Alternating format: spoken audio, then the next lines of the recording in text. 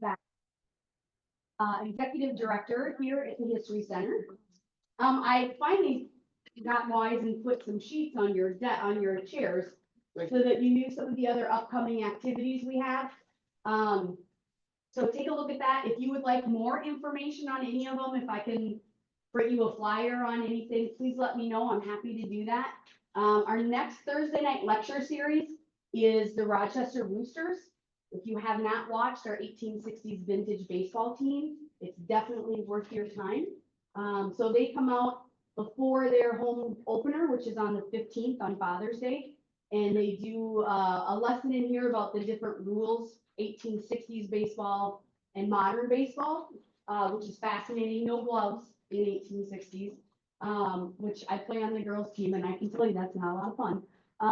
But they'll do the history and how the rules are different, and then they actually go out to the field. We have their field out back, and anyone of all ages gets a chance to go out and play. So last year was a lot of fun. So if you're interested, or you have kids or grandkids, you might consider that. And then I won't go through everything on the sheet. So if you have questions, let me know. I'll hang out up front for a bit. But to our main event here, I've said over and over, I always look for people that I think I would be interested in listening to, and so far it's worked out pretty well. So tonight I'm very proud to welcome a new contact of mine, a new friend of mine. This is Captain Lee Hendrix, and he has a book that will be available for purchase if you would like to get it and have an autographed copy. And he was a riverboat captain, as the description would have told you. And I always say I'm not going to steal their thunder. I'm going to let them tell you a little bit about themselves and their adventures. So let's just welcome Captain Lee Hendrix. Thank you. Anybody know what a peep light is? Oh boy, I can tell some lies to y'all. Keep one thing in mind. If a riverman ever tells the complete truth, he loses one of his ears. Still got one. All right. So some of you are probably saying, what the hell does this guy know about the river?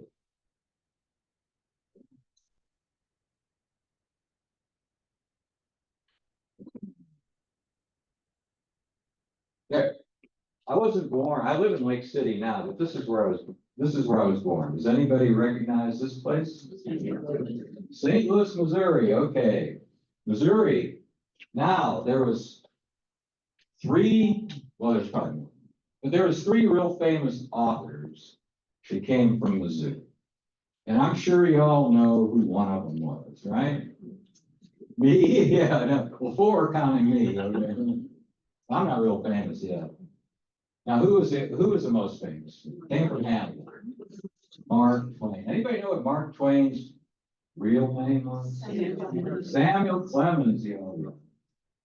Anybody know how Samuel Clemens took the name Mark Twain?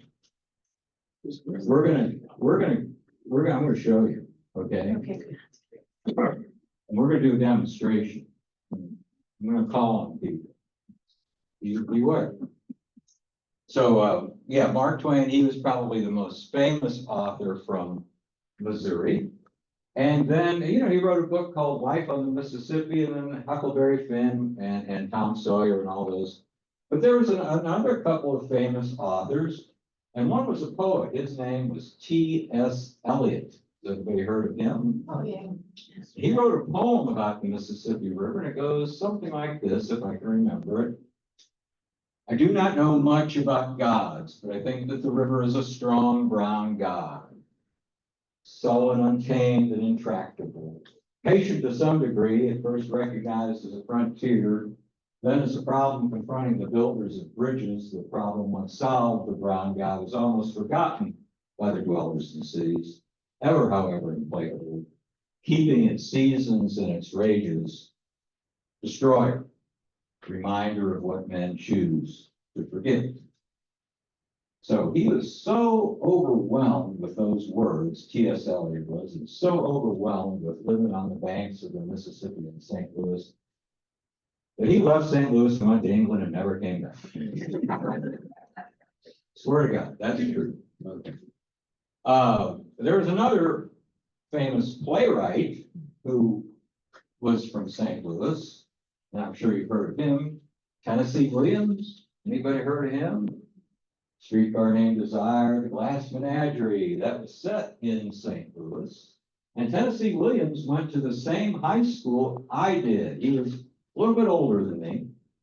And my first year in English, the teacher said to everybody there that her claim to fame was she gave Tennessee Williams a failing grade in English.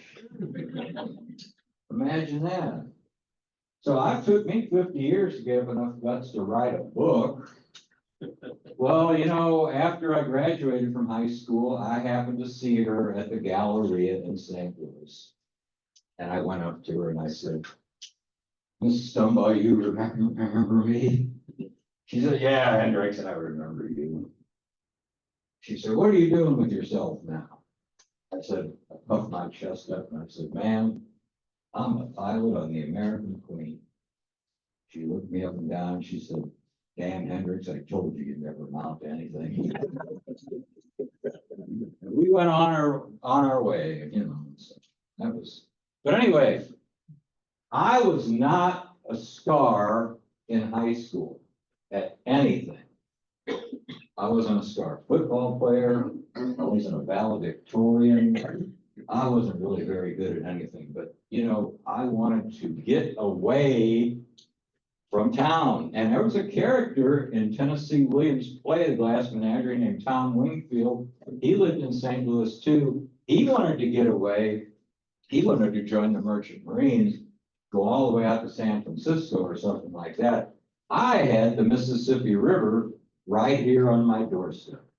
So I started calling all of these, I call them barge line companies, but a lot of them are called towing companies. Now, one of the first things people always ask on the American Queen, the passengers that we had, I use past tense, how come you call it a towboat? It pushes the barges. It doesn't pull it behind them like a tow truck does. Well, I'll get to that later. But all through the yellow pages, we used yellow pages back in those days to find things out. It was towing companies, so I went to a bunch of them. I called some of them, and then finally, one of them called me one day, and he said, "You ready to go to work?" I said, "Yeah." He said, "Well, I need you to go to the Missouri-Portland Cement Dock on Riverview Boulevard." I knew where that was, and my dad knew where it was. But I thought that he was going to give me like a week to back out of it. And changed my mind. I said, "Well, when do you need me?" He said, "I need you there tonight at 5 o'clock. Oh, hell. It's fish or cut bait. So I said to my dad, I said, hey, take me down to I'm getting on a boat, and leaving town. But he tried to talk me out of it, but I wasn't having any of it. I was going to seek my life of adventure, and I was going to go down to that dock, and I was going to catch that boat, and I'm going to show you the very first towboat I ever worked on. And fair, I'll give you a little insight. It doesn't look like the American Queen.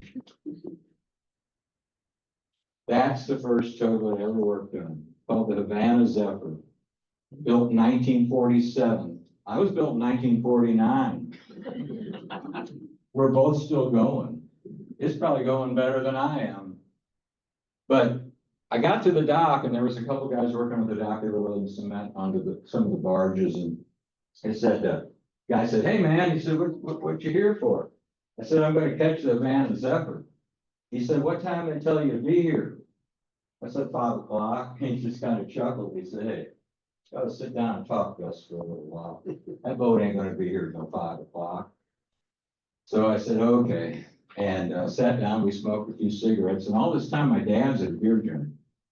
He's thinking that I'm going to back out of it before that towboat actually gets here. And the guy I was talking to, he says, "Hey man," he gets right to the point now. He says, "You got a girl?" I said, "Well, yeah, because I kind of did." He said, "Well, you know what? She ain't gonna be waiting for your ass no 30 days. You ain't gonna have a girl anymore. And I thought, wow, I wonder if he's telling me the truth or he's telling me a lie. Well, as it turns out, he was a pretty prophetic guy. Because that became like a pattern to me for a while, but I'll get back to that later. So my dad kept coming back and forth from the beer joint. He'd drive me around. He tried to talk me out of getting on the boat, but I was having none of it. But I was gradually starting to lose my resolve. And then at 10:30 that night, I can see a searchlight coming up the river. And the guy says, well, here's your boat. So I said bye to Dad. I put my onion skin on top of my shoulder. The Vanner Zephyr pulled up to the dock. I climbed down to the dock. There's a younger fellow there about my age. I climbed down the ladder. He said, what part of Breckenridge County are you from? I said, what? He said, Breckenridge County. That's where everybody on here is from. I said, no, I'm from St. Louis. He said, yeah, he had identified me as an outlier. They had all been hired from this one beer joint in Breckenridge County, Kentucky called Dead Horse Holler. So I figured that they must have had one of them boys from Dead Horse Holler either quit or fall overboard, and that's why they needed me so quick that night in St. Louis. So I go he takes me into my room, and he doesn't even turn on the light. He said, well, you're lucky because you're starting off watch. You get to sleep for your first 6 hours on the boat. I thought, well, that sounds pretty civil. But he bursts into the room, and I have a roommate. I don't have a private suite. He bursts into the room, and he switches on the light, and he says to the other guy in the top bunk, he said, get up, time to go on watch. Well, this guy thinks the whole state patrol of Kentucky is after him and jumps out of his top bunk onto the deck and cuts his foot and starts bleeding all over the deck and cursing like I played a little football, but I wasn't ever good at it. Those guys playing in the locker room at U City High School, they didn't do anything. This guy it was the most artistic thing I'd ever heard in my life. And all the time he's cussing and bleeding all over the deck. And I wonder if Daddy's left. But no, he was gone. And I was alone in that towboat. And even though my first 6 hours was sleeping, I didn't sleep for 5 days because we kept running into stuff all night. And I thought those bulkheads on this boat were going to come crashing in on me at any time. And my towboat career was coming, and my whole life was going to come to an inglorious end. But somehow I made it through the first night. So the first morning I go down, we have breakfast, and the chief engineer, he comes up to me and he says, son, he said, if you ever wear out a pair of boots on the deck of the towboat, the Mississippi River will be in your blood forever. And I thought, well, that sounds pretty damn lyrical. Things are getting to be a little bit better. Some of the boys from Kentucky might be all right with me. And then he says, it's October. If you make it until springtime, if you make it through the winter, that means one of two things. You're either dumb enough or tough enough to make it. He says, I don't think you look too tough. You look like you're pretty damn dumb. And as a matter of fact, that became my unsolicited pseudonym, DMF. Unless you figure it out. I don't want to insult anybody, by the way. They told me I was as useless as a screen door on a submarine. But this was kind of fun in a really weird roundabout sort of way. It was kind of like, it was as closest thing you could come in the 20th century to being on a cattle drive. Now imagine that. Like an old John Wayne movie cattle drive. Instead of having dogies out in front of us, we had barges. And I didn't know anything. I was the worst DMF on the whole crew. But you know what? They needed me, I guess, because times, it was a halcyon years of towboating. Everybody needed crew on boats because they had a lot of grain to move. And I stuck with it. That was on October 9th, 1972 that I got on that boat. And it's hard times, I gotta tell you. But I made it through the deckhand, I made it through being a mate. And after a few years, they gave me a license to become a pilot because they needed pilots really badly. It wasn't because I was so brilliant.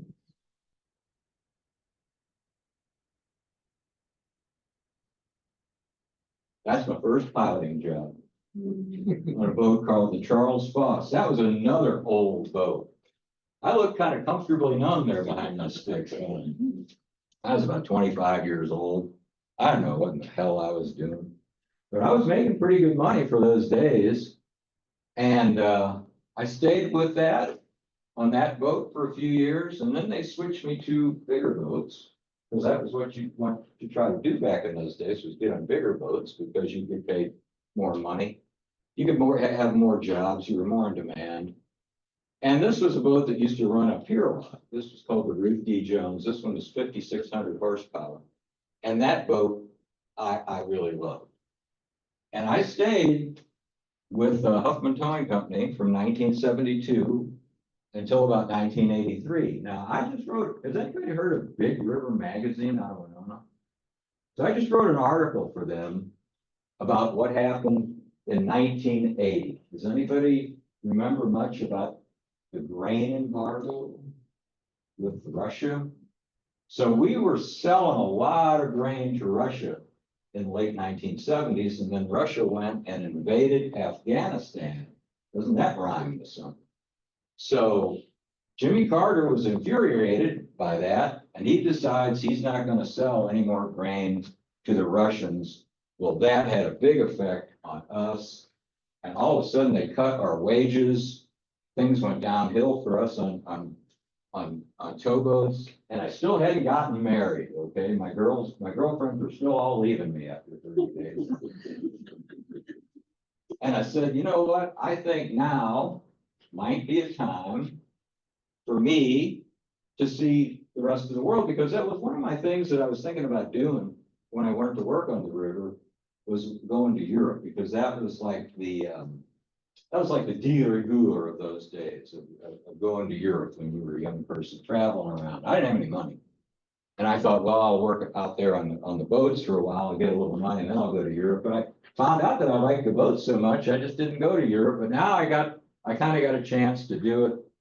So that's what I did. And I got off the river for a little while. And then I did a few things while I was over in Europe. And I came back, and that's when I got married, because my wife didn't know that I was on towboats. I fooled her. But I still was on the river. Now, some of you are saying, boy, this guy is a good liar. Most of this is true. So I was working for a program in St. Louis. We did outdoor education, and a friend of mine and I got these 26-foot fiberglass canoes, and we brought people up here, and we canoed all through the backwaters, like Weaver Bottoms, Whitman Bottoms, Rainbow Bottoms, all those places. Some of you are probably familiar with all that, over on the Mississippi. And it was a good time, camping out on sandbars. But I was married at the time, I was married now. I had a child. And my wife comes to me one day and she said, you having fun out there in those canoes? I said, oh man, this is a ball. This is the best thing. She said, well, we're not making any money. You're gonna have to make some money, because we're just not gonna make it like this. So at that time, in the 1990s, just so happened that the states of Missouri, where I was living, Illinois, and Iowa convinced the voters in those states that it was a lot more moral to have a casino on a boat than it was anywhere else. So they started having casino boats. And I thought, well, that's what maybe I can do that. And I kind of upgraded isn't it beautiful back there? I mean, it's where we live. pretty close to here. Wouldn't you want a canoe rather than go on that? That is the steamer President. It wasn't a steamboat anymore. It was a diesel boat by that time. It was in Davenport, Iowa. And I got a job on there. And it was paying me pretty good money. But you knew, I knew it wasn't gonna last very long because those people on there, those gamblers, they weren't on there to go for the boat ride. They were on there to gamble. And when they lost their money, they were ready to get off. So now, of course, there are no gambling boats left anymore. Now they are back in shopping centers and stuff. But I stuck with that for a year or so. That was a cool old boat, though, the President. It was built way back in the 1930s. It was originally a side wheel steamboat. But then a friend of mine, Adrian Hargrove, who was he was my mentor really when I was on towboats. He got hold of me and he said, "Son," he said, "I think you can do better than this. How about you coming over with me?" He was working for the Delta Queen Steamboat Company. Does anybody recognize that? The Delta Queen Steamboat Company. And he said, "Come on over. I think you'll do fine." So this is the pilot house of the Delta Queen. That's me again. I looked a lot younger, obviously.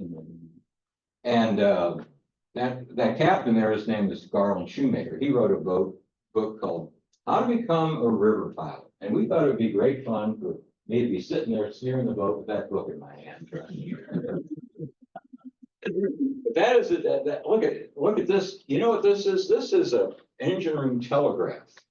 You didn't control that steam engine. You had this telegraph that you would pull back and forth, and hopefully the engineer would be awake down there and give you the command that you wanted. There's that boat just exuded authenticity. But it handled horribly. So they had a new boat coming, and that was called the American. So I was talking to this gentleman over here before. He said, "What's your name, sir?" Chuck Nut. Chuck. Chuck Nut. Chuck Nut.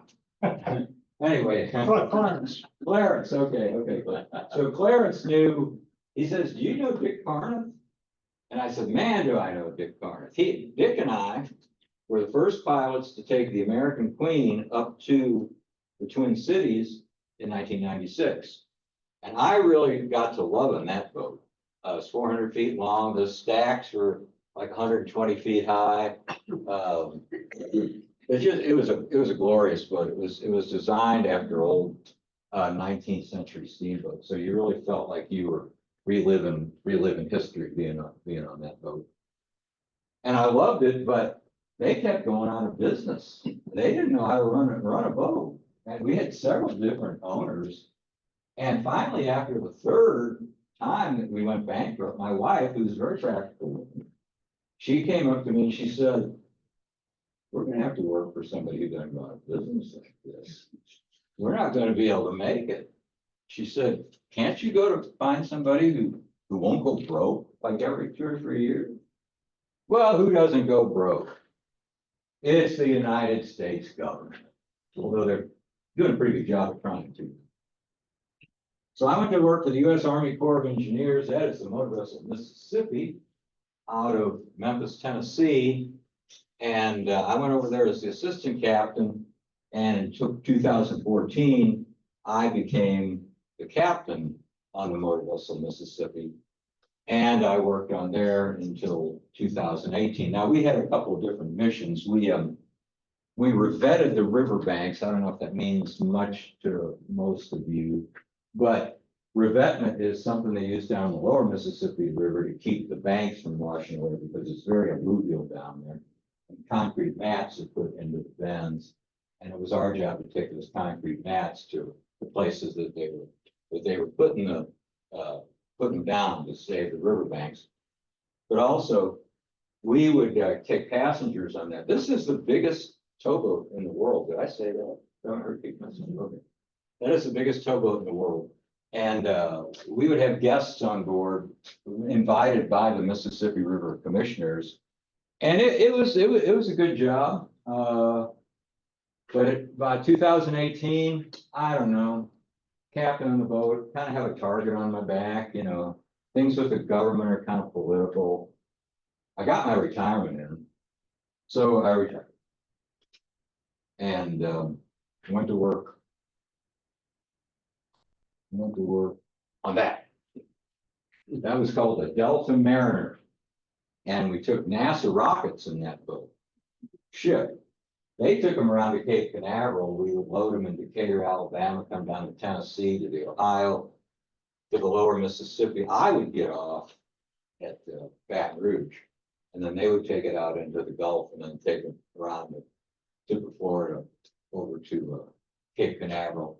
Did that for about a year or so, and I got kind of tired of that. I'm thinking about being retired. You know, if you get tired, if somebody says something you don't like, you know, you just leave.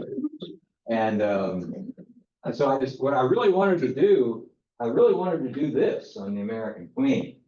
So I became the river, I went back to the American Queen. I started off back there as a pilot again, but I really wanted that River Lorien job where I could stand in front of people and, you know, tell stories and stuff. And it didn't make as much money, but you didn't have, see, a riverboat pilot. That's a tough job. I'm gonna show you how tough it is here in a little bit. But you know, a river pilot never gets more than about 4.5 hours of sleep because you work 2 6-hour watches.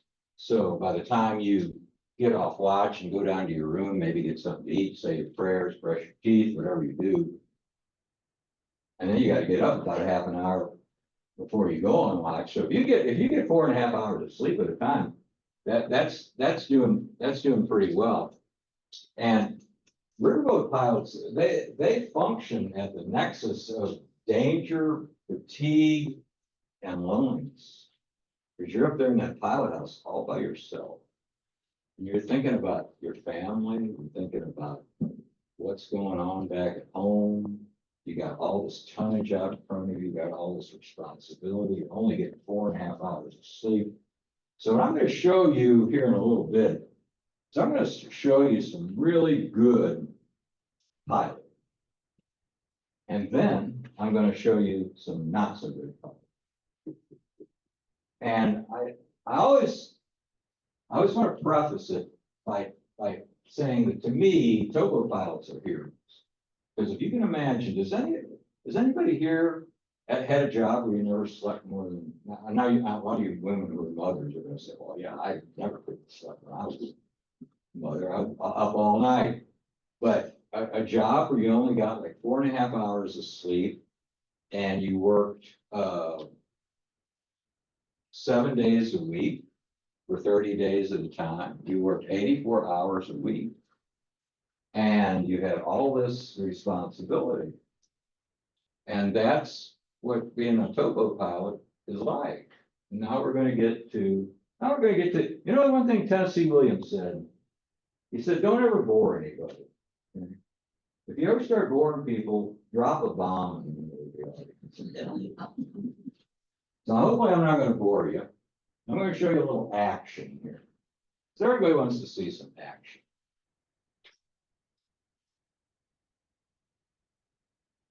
Oh.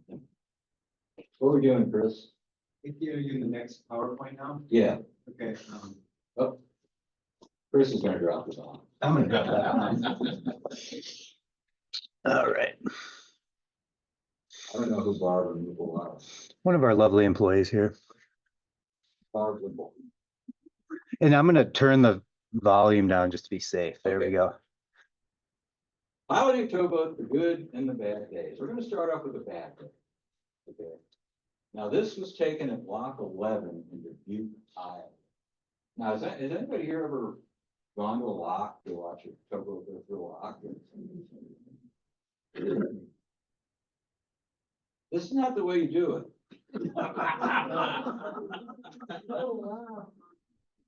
The semi-technical term for this is losing your ass.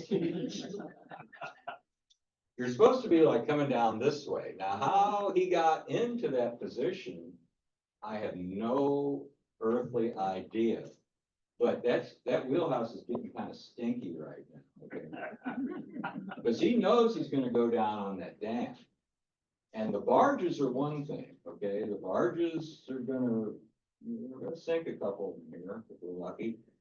But we gotta get that boat out of there because we got people sleeping on the boat. And this is looking more and more serious all the time. There's nothing you can do about it at this point in time. And now the barges get wedged on the dam. And watch what happens to this one over here. Now, he did get the boat out. Thank God for that. If you get crossways above a dam, time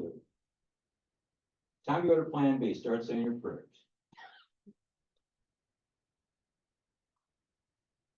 That barge is gonna get a haircut.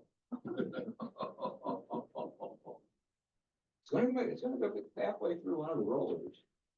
They got the boat out of there.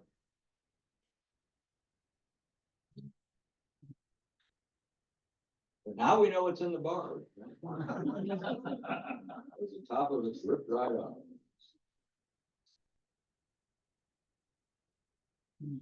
Okay. That's a bad day. Probably a bad week. Yeah. And again, I don't know what happened. Yeah, I know where they lost the engine. Could be miscalculation by the pilot. Who knows? It's not for me to second guess it. I try never to do that. The baby knows it's you.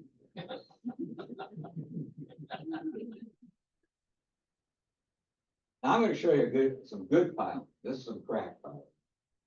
This is called flanking around a bend. Now this is not up here on this part of the river. This is down below St. Louis. This is called Gray's Point. It's still on the upper Mississippi. But now this is in fast motion because you don't want to sit here and watch this whole thing.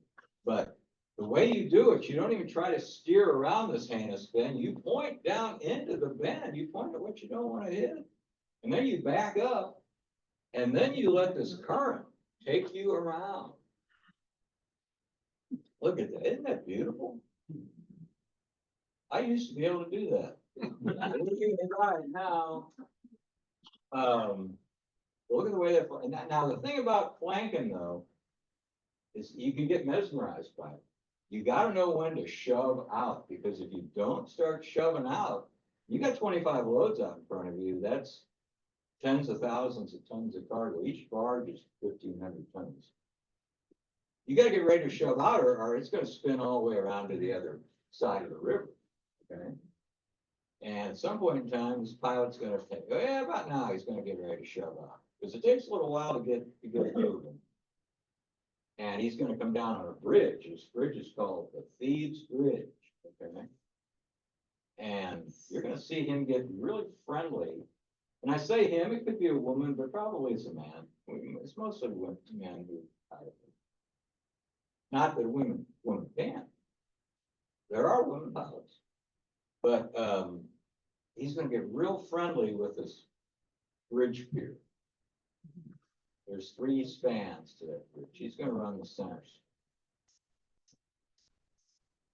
And he's going to get skin it, right? Because he knows the current's setting over to the right.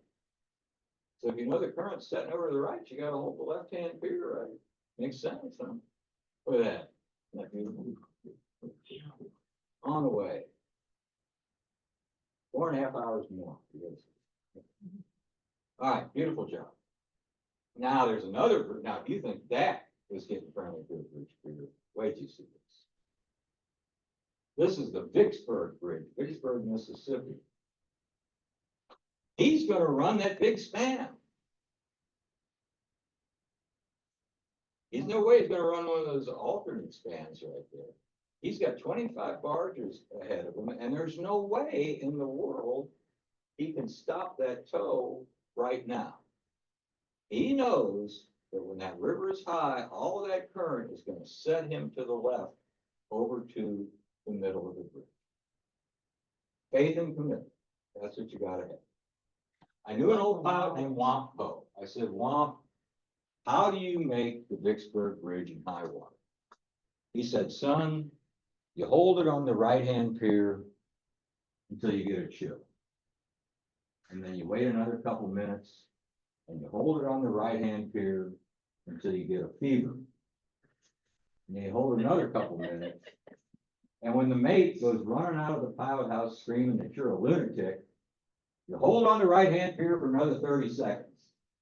And that's how you make the Vicksburg Bridge in high water. There's a guy who hit the Vicksburg Bridge one time and scattered all his barges, and the company fired him. And he went home and his wife was there and she said, what are you doing home? You're supposed to be out in that towboat making me some money. He said, well, I can tell you about it, but I'll go show you. They live near Vicksburg. So they drove over to that bluff overlooking the bridge and he said, they fired me because I hit the damn bridge. She looked at that span and she said, I don't blame you. Anybody can miss a hole that big, get out of fire. Because that bridge is 840 feet wide and your toe's pretty wide, but you know, you got that whole Big Mama Mississippi pushing you off to the left, and look how he's just hooked. Oh, and this peak light. This is, you see that flag out there? Anybody see that flag? That's called the jack staff. So that tells you how the toe is swinging. And it's got at night you can't see it, so it's got a little blue light out there called the peak light. And that's why I named my book Peak Light, because it's like, that was the metaphor, was following the peak light on all the foggy, heinous nights. Now look at that. He's still holding the right-hand pier, and it's gradually starting to, you can see everything moving to the left, moving to the left. And by the time he gets through that bridge, he'll be pretty much right in the center. I had been away from towboats for a while, and they have a simulator down in Paducah, and I said, you know, I want to practice at that simulator because, you know, if I mess up, it's just animated consequences. So I got on the simulator, hit the damn thing 6 times. Of course, I was doing it in high water with a big toe. But you look at that water running through there, making like 7 or 8 miles an hour, and all that tonnage. And he's going to make it. He's going to make it. Now I'm going to speed it up because this is, of course, in fast motion. It actually, you know, when you I'm sorry, this is not in fast motion. This is in real time. So when you get right above a bridge like that, you want to be going really fast so that water doesn't have a chance to work on you quite so much. And you really want to go about this fast. That's how fast you really want to go. Of course, 25 barges aren't going to go that fast. So now you get a good idea of how you got to start to shape up for that bridge. There's a river there called the Yazoo River. Anybody ever heard of that? The Yazoo River? It's fixing to come in from the port side, and that's the town of Vicksburg over there. And look, you know that toe, it's 5 long, it's 1,000 feet long, okay? And it's 5 barges wide, 5 times 35, 175 feet. I'm sorry, it's 1,000 feet long, 175 feet wide. That's a big ass toe right there. And that's not even the biggest one. So now we're going to show, you know, how you come by this boat store and everything and head down toward this is in a little bit lower water, so he's not going to have to really jack up on that right-hand pier like the first guy did. But he's going to make it. Spoiler alert, he makes it. I have a question. Sure enough. This is the Mississippi, you said? Yeah. Okay, I've been up and down the intercoastal waterway. Yeah. And most of those bridges are no wake zones. Is it different on the Mississippi? Yeah, the Mississippi is a lot different than the intercoastal waterway. It's, you know, it's got a lot more volume of water, it's a lot more current. And you don't have all houses right next to the river like you do on the Air Coast. There's not a lot of homes right on the lower Mississippi. So there's probably somebody in this gallery now who's saying, what happens if you don't hold the right hand here long enough? Well, this happened. Oh. The train makes it. Yeah, got out of shape and hit the left hand pier. Now, again, you know, I don't like to second guess people. Tugboat pilots to me are heroes. I don't know what happened to the guy, but this is the kind of consequences that you can have if something goes wrong. Just imagine how you're feeling now. You know you're gonna hit it. And if you hit a bridge, you know you're gonna hit it several minutes ahead. So you got time to soil your underwear. Look, if that green barge wasn't there, that boat would have landed on that pier. And could, you know, possibly sunk the boat. So the green barge might have saved it, but you know, those barges and that green barge, look how quickly that thing goes down. That's how fast it can go down, you know, when they hit a bridge going that fast. I'm sorry? Barges, What happens to them? how do you recover all the barges? I mean, I'll get to that. Let me go through, we'll get to that. I'll swear we will. Because I've done it a few times. It's not any fun. Okay. Now this is a knife. Remember I told you about flanking? And you had to get ready to shove out so you didn't overflank. Well, this poor pilot is going to overflank. He's going to learn the hard way. This is a bridge down near New Orleans called Ruling Bridge. And he's got his light out on the jackstep out there. You can see his searchlight. Yeah, see out there. And now he said, oh my goodness, I think I'm gonna hit it. So this is, you know, this is a fast motion. So he knows the gig is up really. And watch for the sparks.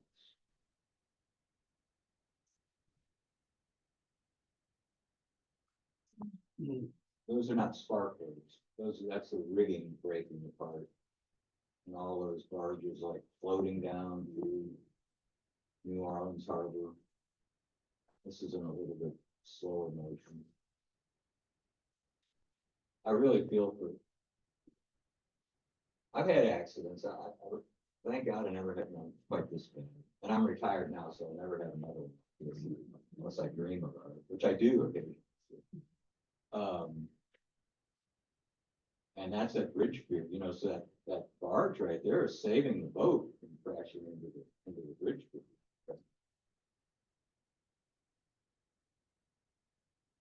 So now I'm going to show you the worst. Spoiler alert, nobody dies. Although you'd say, wow, are you kidding? Nobody died. This is the Eads Bridge in St. Louis. Anybody ever heard of that? Built in the 1870s by James Buchanan Eads. And he's running the wrong span of that bridge for some reason. I have no idea why. But, oh, my goodness. Apoplectic haircut. All right. That's all I got to show you. So you had a question about what happens when your whole world falls apart. So the first thing that's going to happen is you're going to try to get everybody, and then you're going to try to find the barges that you may still be able to get a hold of, and take them to a slack water place, and then luckily. So like there at Vicksburg, there's a harbor there, so there's a lot of boats there that will help you gather those barges and put them back, start putting them back together. Now, some of them will sink. Okay? That's a given. But the next thing that's gonna happen to you is, once you get everything, once you make sure everybody's all right, and you don't have any injuries or deaths, then the Coast Guard's gonna give you a call. And they're gonna say, go to the clinic in Vicksburg and pee in this cup for us. Because we wanna make sure that you were sober when that happened. And then the company is gonna probably, because you're shaken up now. That used to be, they would just keep you on. How can you imagine that after something like that? You're only getting 4.5 hours of sleep at the best time. Now, you think you could go to sleep after that, after watching that? And they're gonna get you off the boat. They're gonna get another pilot on, but then you're still gonna have to try to corral all those barges. Like I said, a lot of them might be sunk. You gotta take them to a slack water place, try to put them all back together again, get the tow back in shape and go on down the river. I mean, that's, you spill your milk, you clean it up and you try to go again. If you had 30 barges, maybe now you've got 27, I don't know, because there's gonna be a few, like I said, there'll be a few of them sunk, and there'll be a few of them damaged where you won't want to take them down the river. Maybe have to offload, but that happens sometimes too. Any other questions? Yes. What about insurance? If you flip the bridge and the bridge goes down, is there insurance that covers that, or is it a loss to somebody? What do you think? Well, everybody's gonna have insurance. If you're, the people who own the barges are gonna have insurance, the tugboat company's gonna have insurance. When I was a pilot, I carried my own insurance too. Because I don't know, maybe if somebody gets hurt, maybe they sue me. And I don't have enough money to sue. So I want to have myself a little bit of coverage, but well insured. There's people making a lot of money in marine insurance. Now thankfully, a bridge like Vicksburg, a few barges is not gonna knock that baby down. That rascal's been sitting there for 80 years, Nothing short of nuclear warfare is gonna knock that bridge down. But some of the bridges, like the wooden bridges and things, you could not, there was a bridge on the Arkansas River that got run into. And it did knock the bridge down. And a lot of people died. It was Highway 40. And it was Weber Falls, Bridge, we called it, on the Arkansas River. And so it's not impossible for a bridge to get knocked. How often do these accidents happen? How often do they happen? Bridges usually get hit in high water. So low water is aggravating, people run aground. But normally you don't see bridges get hit a lot until the water gets high. And they're trying to make it safer now, like some of these bridges that they don't let you run them at night when the water's real high. So it happens more than we'd like to, but not as much as it used to be. Is that a career-ending episode then? Is that a career-ending episode? Maybe. Maybe you don't want to do it again. Maybe the company, it depends on how many accidents you've had. Maybe the company said, wow, Lee's tattooed 4 of these bridges. Get rid of him. But, it depends on how many times it's happened. But no, I mean, there's a lot of guys out there that did bridges and are still working. Now, like I said, it's something you'll remember for the rest of your life. Now, yes. Oh, finish what you were doing. Okay. I was say, like, once you've gotten your license, you have to re-up and get your license over and over, or do they test you to make sure you're still competent? Is it like a driver's license? So the question is once you get your license, how do you renew it? So you renew it every 5 years. You take a physical, eye test, hearing test. They make sure that you can still walk, and then you can get your paper. But you don't have to. You don't have to take it, I've pretty much given my license up, just because I'm 75, I don't wanna do that anymore. It's tough. My wife and I both got retirements. We both get checks. It's good to get checks. So, I like to write books and do this kind of thing, but I mean, there are still people in their 80s who are doing, believe me. But they, every 5 years, you have to. Listen, How many pairs of boots have you worn out on the? how many pairs of boots have I worn? I just did the one and the river's still in my blood. I mean, I still love it. I live right on Lake Pepin. So he said a pretty profound thing, you know, because it really gets, you know, as as dreadful as it can sometimes be to have to get up at midnight to go on watch, to go down one of those bridges with a tow.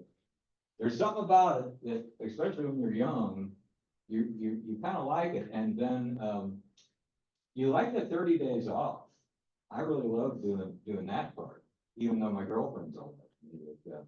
I like that part, and the pay. I started off that boat, the Havana's, after I started off, I made $25 a day when I got in 1972. When I quit, I was making a lot more money than that. And so the money there's really good money to be made out there, because a lot of people don't want to subject themselves to that kind of lifestyle. Yes, sir. That's the question I was gonna ask. In today's dollars, what does a captain of a towboat get up and down the Mississippi? 200,000 a year or 50,000?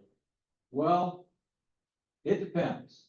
I mean, if most of the companies now are paying about $1,000 a day. This question was how much money did the pilot make? About $800 to $1,000. So if you work 200 days a year, what is that? About 200,000, right? Some of you are better mathematicians than me. Probably much better mathematicians than me.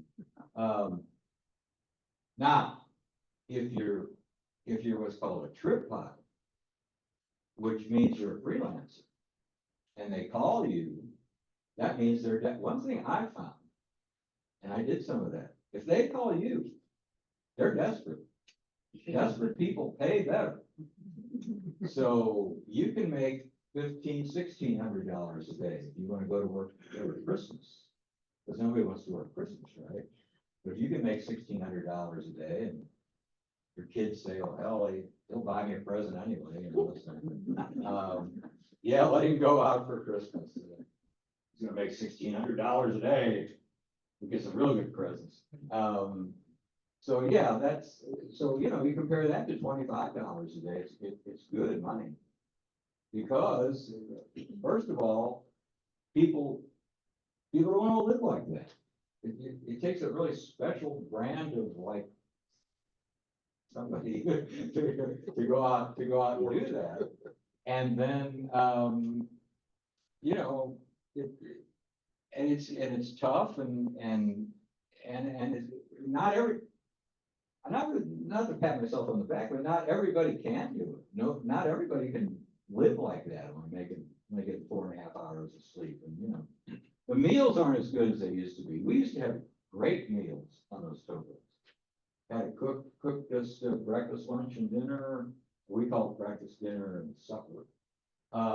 Now they don't even have a cook on some of those boats. You'd be lucky to get a TV dinner and a can of beans. So, yeah, and you know, people get paid good money to work at Verizon or something. What's the hell doing something like that? Yeah, Chris. This is a strange question, but how much throughout your history of piloting, how much of what you do is based off instinct versus you relying on the technology inside the cabin? Oh, that's a good question. How much is instinct and how much is technology? So for me, it's more instinct. Because I don't know all the technology, like the young guys. The young guys can put these track lines on their charts, and they know where they've been, what stage of water they ran close to this sandbar, let's see how they put these track lines on, they follow the track line through bridges and stuff. I never really learned how to do all that. All I got is my memory. And when I went to work for the American Queen, I'm gonna pat myself on the back a little bit here. I had to draw the entire Mississippi River from memory. 2,300 miles, yeah. Well, 1,800 miles on the Mississippi and 400 on the Ohio. And you don't have to do that anymore because now you have electronic charts. So you go up to the pilot house in the middle of the night, fog, whatever, you know exactly where you are. And you know where everybody else is. We didn't have those luxuries back then. So it's really becoming a lot more technological. Now, the one thing we've got going for us as human beings is those machines aren't stupid enough to stay out there for 30 days. Only human beings would do that to themselves. So I think there'll always be a need to have towboat pilots out there.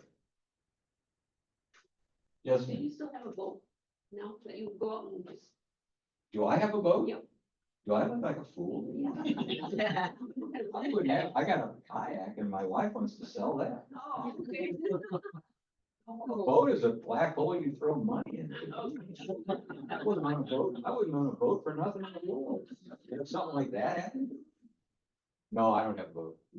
Listen, I've seen once in a while what I thought looked like a short barge bow thruster.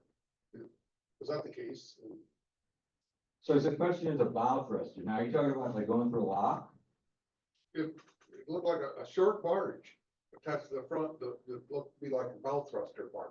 Hmm, Was I mistaken what I saw? you might have been. Now, if you watch, some of the tows go through locks when they go down the river, like that first one that I showed there, lock 11, when that guy got out of shape.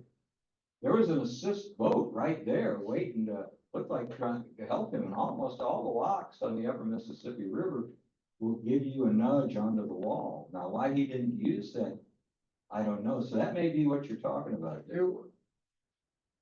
I thought at the time, it looked, well, that's interesting. They actually have a bow thruster barge. So it was this short barge on the front, and it looked like to me that it was a bow thruster barge, but No, there's I could be mistaken. there's no bow thruster barges. Maybe I'll have that one. huh? There's bow thruster boats, and they're shorter than the towboat.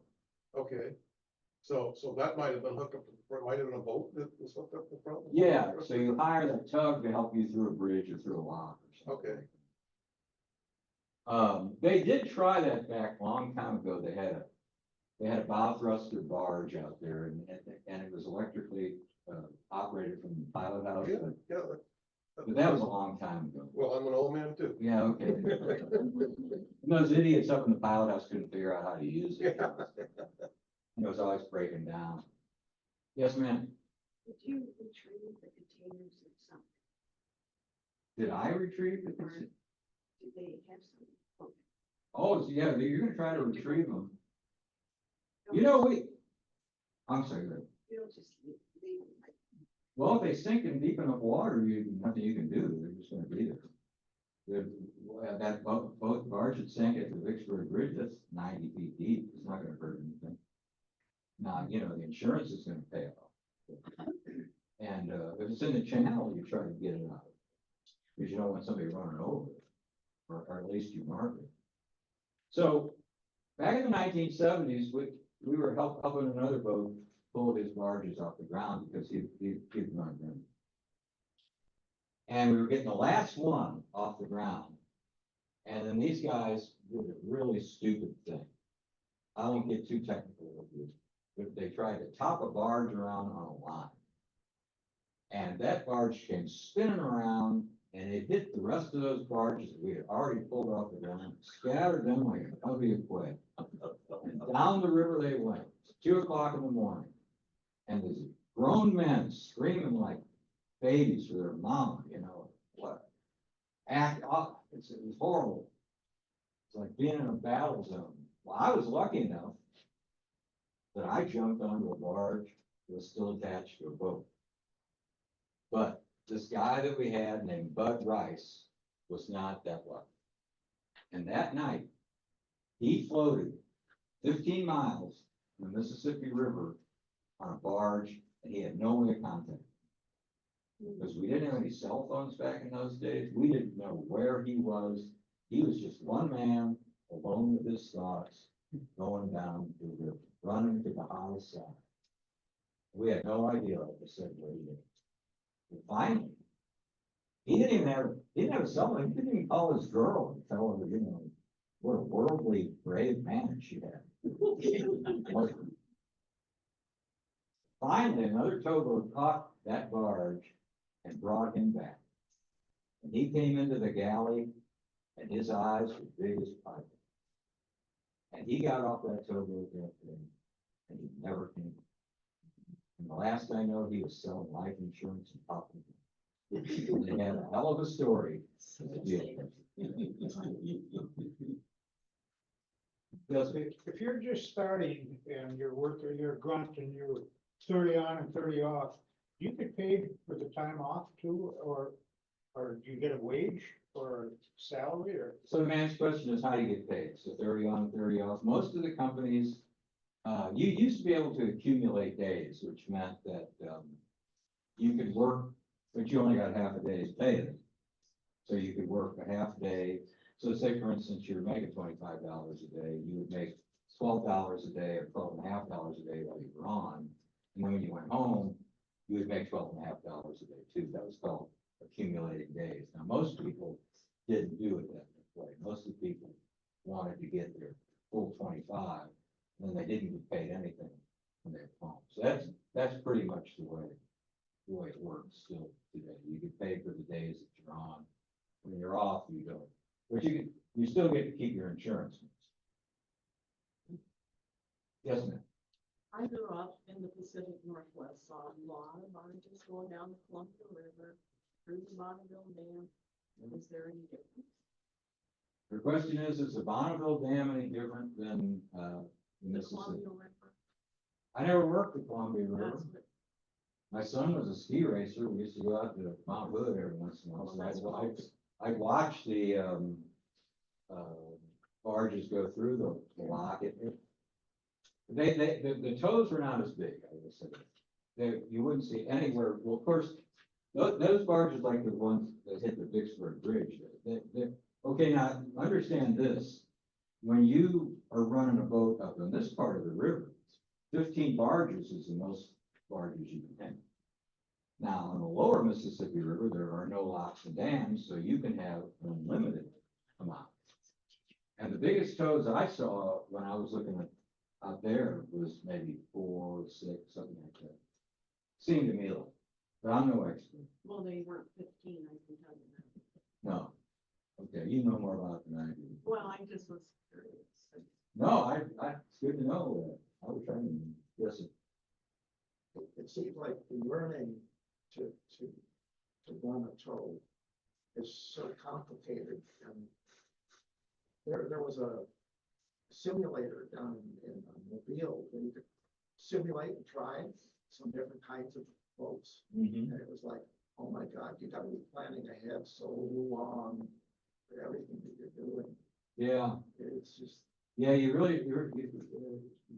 want to, no quick actions. You want to plan ahead, because if you don't plan ahead and you try to do things very quickly, usually it's going to wind up not working out very well.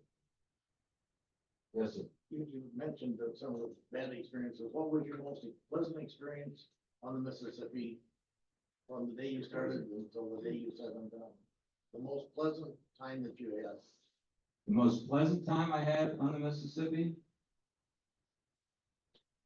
I would say the very first few days I got above the view and got up into this part of the river. And that's why I live here. Because I was just so taken by the beauty of it. So that's not just one particular moment, but that was like a feeling of like looking at a piece of art, it's looking at the beauty of what I was seeing. Yes, I've heard that the constant engine noise running with that power plant on the towboat can get lots of people anxious and they jump ship. Do you have any thoughts on that? You mean jump overboard? Well, at the next stop. Oh, okay. They just, So he's saying, like, you know, it's so noisy that you can't stand it. the constant throb. Did that affect you or do you have any comments on that? Yeah, I mean, when I first got on, some of them, we were working in ice and, you had to, you had your, in the galley, you put your plate on the galley table, you had to put your arms around it, to keep the food from vibrating off the table and into your lap.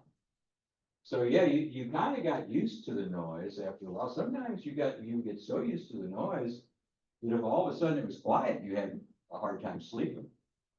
But it's just something you kind of get used to. Now, I was on that one boat, the Charles Fuss, the first boat that I was piloting there, that had old direct reversible Cooper Bessemers. We could go down into the engine room and actually carry on a conversation down there, like we're talking here. But, there's no question why I have hearing aids. Okay. And most people do lose some of their hearing after they've been out. Now, those steamboats, they were very quiet, like the American Queen and the Delta Queen.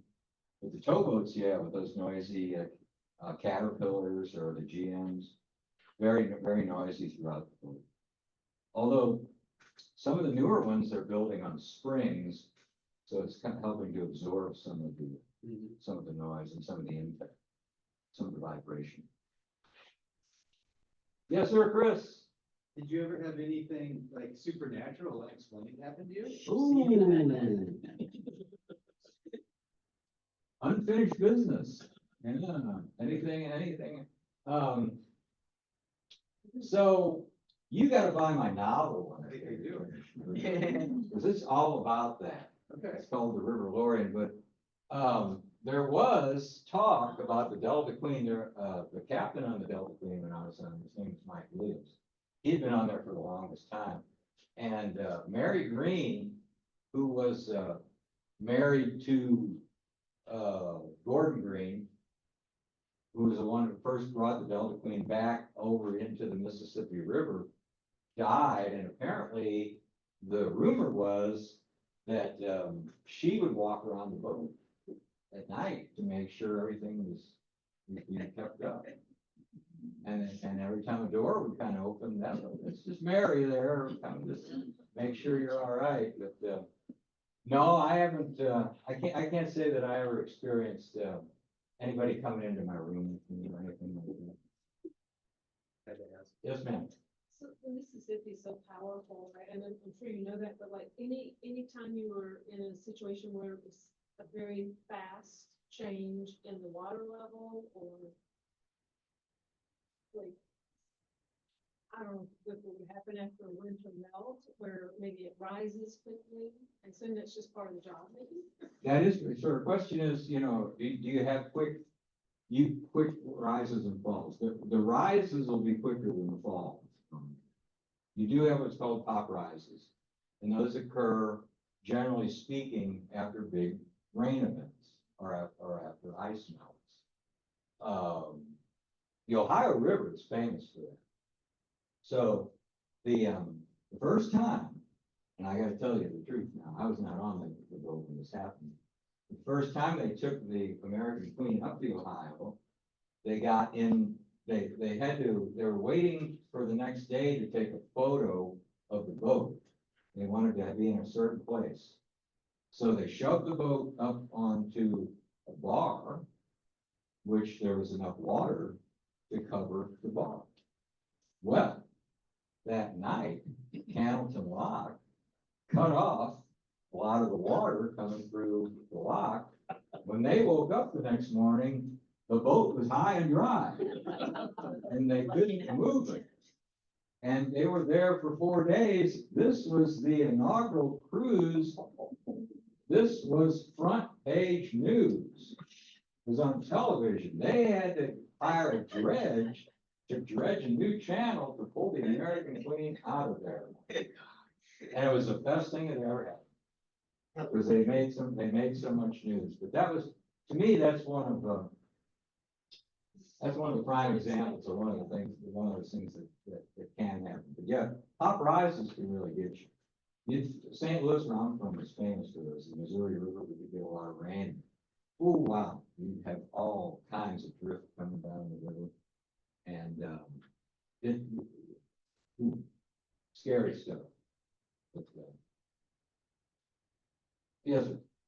On a large tow, for example, that 1,000 foot long, 175 foot wide, what size crew do you have on something like that? This question is, how big is the crew?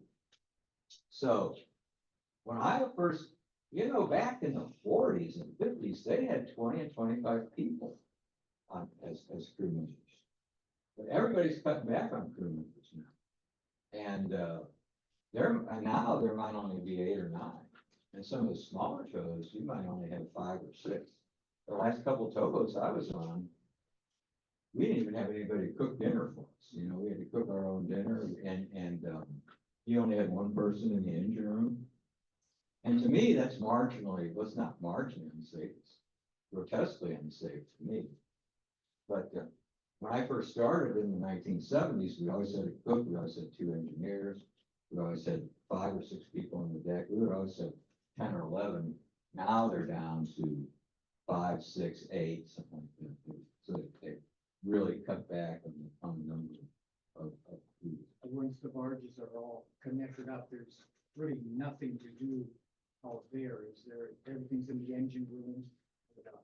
Well, no, there's still a lot to do on the tow. You gotta go, those barges aren't put together with glue. They're put together with rigging, ratchets and wires, and you gotta go out there with a cheater pipe and crank down on that rigging to make sure it's all tight. And you gotta check those barges for water, make sure, because it's voids, you go by and you pick the hatch cover up and you check it, make sure there's no water in there, so you have to pump it out. Then of course you gotta go in the galley and play cards. But if you're on this part of the river, you're making locks, and then you're not gonna have the same barges the whole time usually, so you're gonna stop and drop some, pick some. There's all kinds of, it's a tougher job up on this part of the river because of the fact that you do have locks that you gotta go through.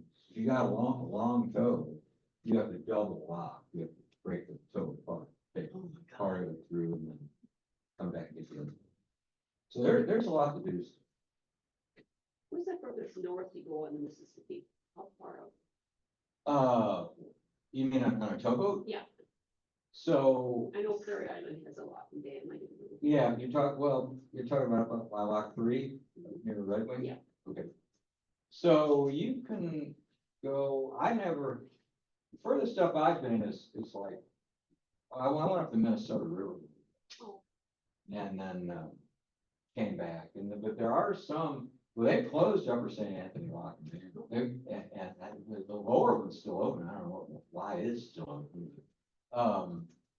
But that's about as far up as a towboat will go, is, up, I guess there's still a few, maybe go to downtown Minneapolis, but not many. Yes, ma'am. So what do you call it? Oh, what do you haul? Well, a lot of grain coming down the river, a lot of fertilizer going up, a lot of cement, a lot of salt, a lot of gasoline, a lot of diesel fuel, a lot of asphalt.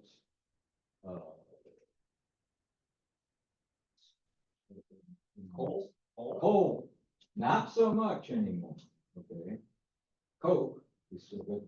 Coal's fallen out of favor, Now, we used to, when I was a kid, we would bring loads of coal from Illinois, and from the Ohio River, up to Genoa Power Plant or Alma Power Plant, drop those loads, then take some empties up to the city and load them up with grain. But Genoa Power Plant's been torn down now, Casco Power Plant. Alma still burns coal, but they bring it in from the west. It's cleaner burning coal. So there's not a lot of coal being towed on the river anymore. in 2022, there was 250 million tons of cargo shipped on the Mississippi River. 500 billion ton miles of cargo on the Mississippi. It used to be that 60% of all the grain that was exported to other countries went through the river system. But that's fallen off some. But I would say farm products is the predominant. Either fertilizer for growing it or the grain itself to ship overseas or to make ethanol.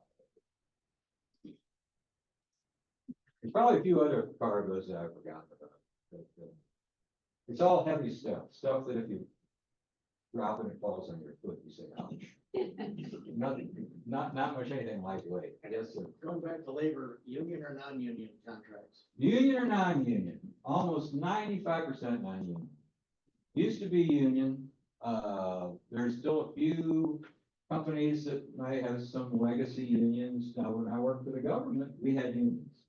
I was in the master mates and pilots. When I worked for the American Queen, I was in I get a check from them every month. American Maritime Officers, yeah. So I like being in unions.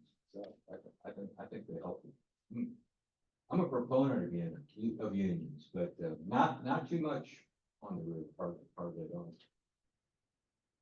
Yes, When shipping season closes up here, does it get busier on the lower Mississippi? when the shipping season closes here, is it busier on the lower? No, because you're not having as much from up here. Because what happens, see, is you'll see a boat up here bringing tows down in this part of the river down to St. Louis or to Cairo, where the Ohio comes in, and then they'll put those barges in with some others from the Ohio River or the Illinois and make a bigger tow to take down the lower. So when it closes up here, you're losing that part of the total amount. So in the wintertime, you may actually see boats and barges being tied. Now, the Illinois River normally stays open, but some winters it gets icebound too, where they can't run up there anymore either. So the wintertime all through the system is more of a time of do some maintenance, get some give everybody a rest, you know. It's not so, but yeah, they still load down on the lower Mississippi and normally on the and they probably will pick up some of this stuff. But in aggregate, it's probably not. Yes. Are barges dedicated for certain types of product, or they haul coal up and haul grain back in the same barge? And if so, what type of cleaning do you do? Oh, this is a complicated question. Good question. So his question is, are barges dedicated to a certain cargo? So if you see a barge that has a lot of pipes and stuff on it, that's a liquid cargo. That's something you don't want to smoke. Okay? And those are normally dedicated to one particular product. And when they unload the ammonia or whatever it is, then they have to gas free the barge. They have to have someone come up to go down there and inspect it, that it's gas free and ready to be loaded again. Now, the dry cargo barges, they're not that particular about them, but they can change cargoes. They can, that's what we used to do. They would be like that barge that you saw at the dam when the top got taken off of it. That was soybeans that looked new, right? So when they get it down to New Orleans or wherever it's going and they unload it, then without getting too much in the weeds about exactly how they do it, but they do clean it back out. And they want to try to put another dry cargo in there because they're going to make more money if they got something in the barge rather than taking it empty. You'll make a lot more money with your barge if it So it's a process of cleaning. A fleet, where you take those barges, they will have what's called a cleaning dock. And they'll unload it, and they'll take it to the cleaning dock, and they'll go through a process of unloading it so that you can load it back.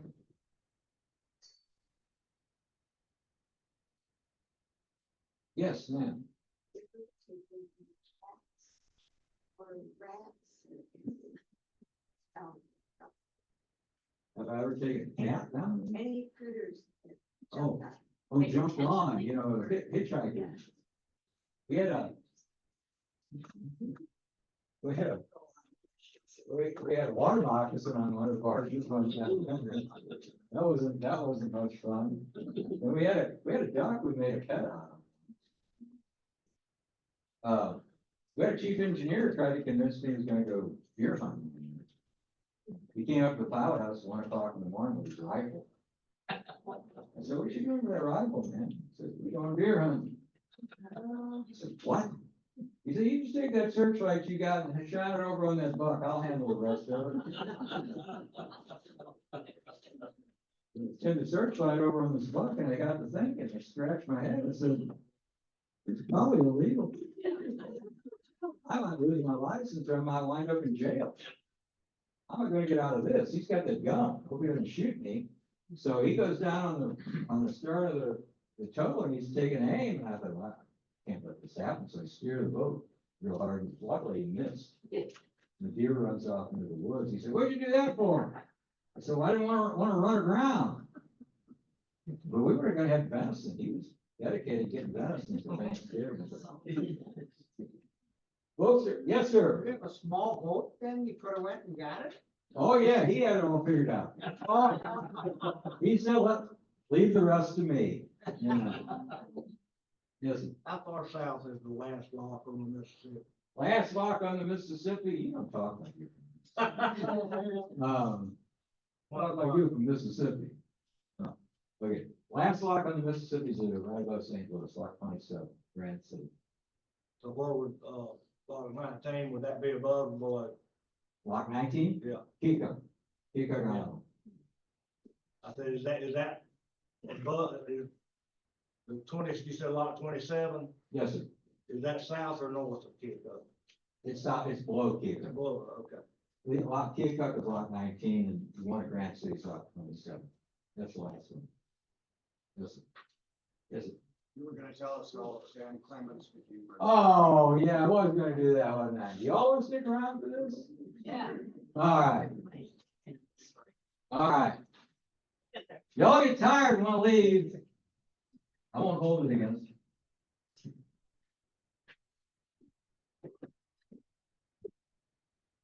But if we're gonna do this,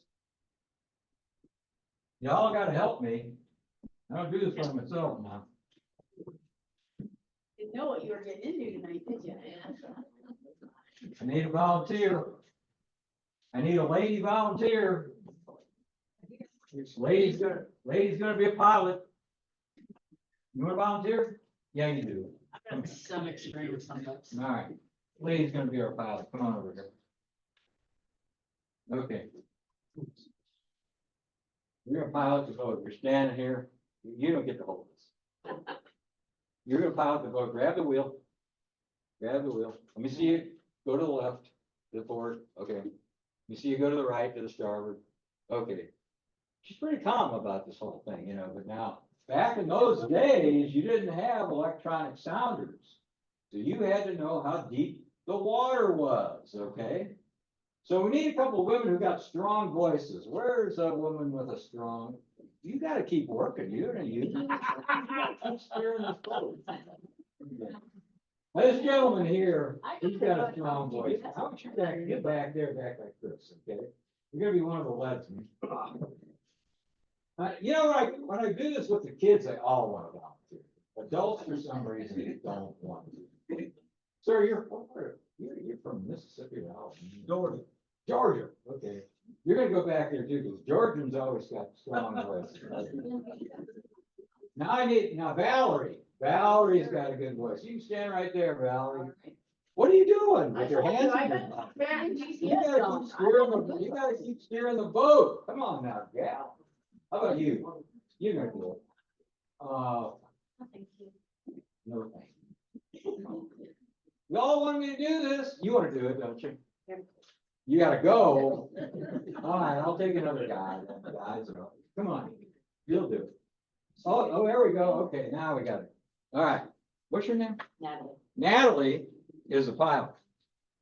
We gotta help Natalie. Okay. What's your name? Kathy. Kathy and Valerie. Valerie's gonna be the maid on board. Okay. Keep steering. I told you. I know what Yes. those are. I'm joking, but that was my vote. Dana's out on the, well, we're going this way, Dana. You got the steamboat. And Dana's the leadsman. And this piece of lead, this piece of rope's got a piece of lead on it. And he's gonna know how deep the water is, because he's gonna drop this piece of lead into the river, and it's gonna go down, and he's gonna feel all these things that are along this line, okay? So we gotta have 6 feet. Now, on a towboat, now you gotta have 9 feet. This is steamboat days. So Dana's gonna drop the lead line into the river, okay? Just drop it down there, you get it. It's gonna hit the bottom. And you want a forward And facing. he's gonna feel. Now, the thing about it is, he's gotta be very diligent, but also another requisite for having this job is you gotta have a really beautiful voice, okay? Because this is hundreds of feet back to where Natalie is. Worriedly dry, you gotta at least pretend like you're worried, Natalie.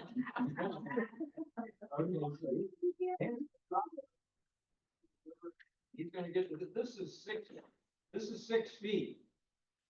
And, this is 1 fathom. Okay, 6 feet is 1 fathom. It's also called Mark 1, okay? Everybody hear that? So he's gonna drop it in, and now he can't just, they don't have walkie-talkies back in those days or anything. So we gotta add some romance to this thing. He can't just say, hey Natalie, it's 6 feet. He's gotta sing it. The foggy nights, the sepulchral voice from the forecastle of the boat, he's gonna say,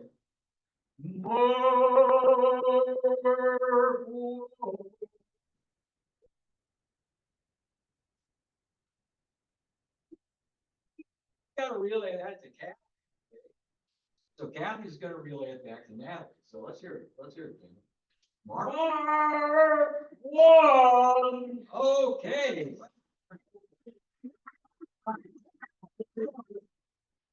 Mark 1. Okay, you can't get too wide now. That's not real deep water. We're gonna go over here to this gentleman here. What's your name, sir? Eric. Eric's gonna drop the lead line in the river.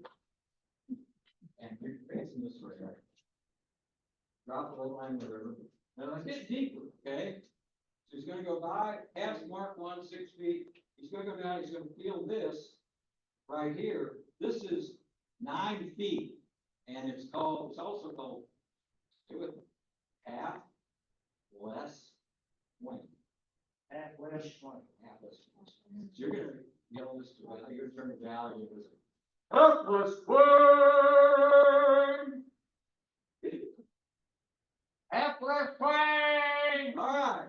Valerie. Half left wing. All right. You know, I've been doing this for a long time. I can't remember really a horse truth. I'm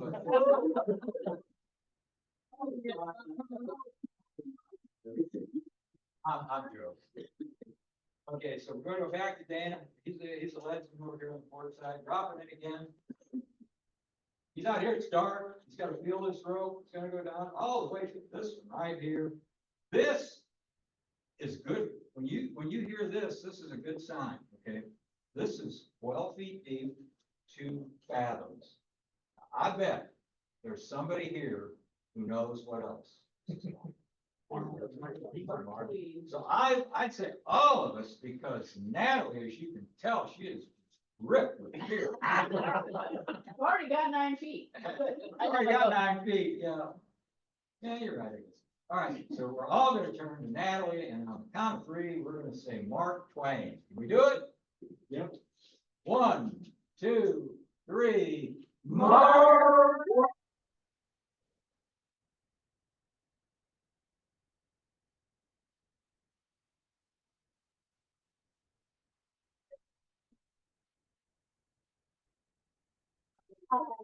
He does have his book for sale. If anyone would like to purchase one, he'll sign a copy for you. if you're interested. for you, I sure will.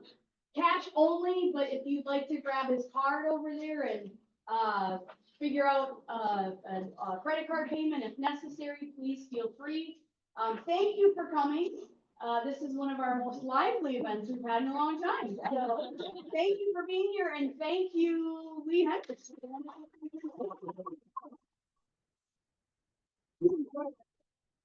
What's that? I did, yeah. I'm glad I'm away from home.